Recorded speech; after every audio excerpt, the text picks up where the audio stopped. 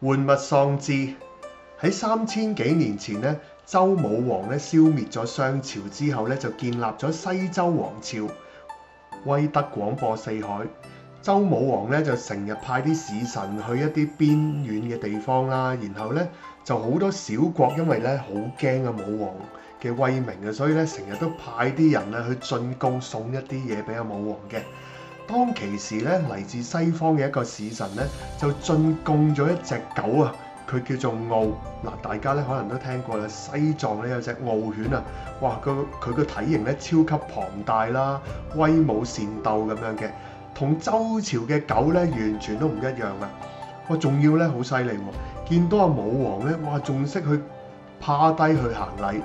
武王嘅當然好中意呢一隻狗啦，仲重賞咗呢個使者添啊！之後咧，武王就日日都去餵呢隻狗，簡直愛不釋手啊！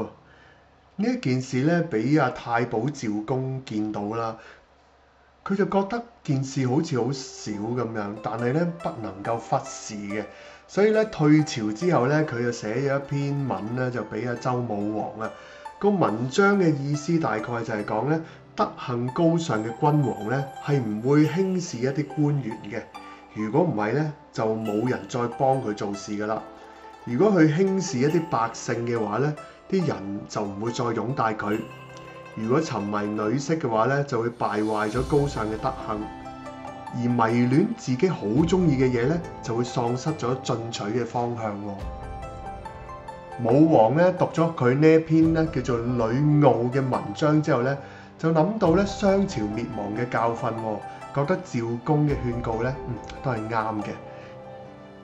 於是乎咧，佢就將收到嘅貢品就自己唔要啦，分晒俾啲諸侯同埋啲功臣，自己咧就繼續好勤力咁樣專心去管治國家嘅治理同埋建設。所以咧，玩物喪志，即係講緊咧迷戀緊自己玩緊嘅嘢，而消磨咗積極進取嘅志氣啊！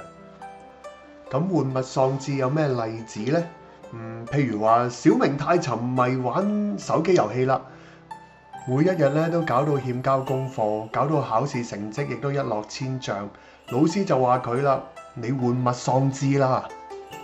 希望阿小明咧就好似阿周武王咁樣，俾人提點完之後，諗下咧，哇！真係唔好玩得太過龍啊，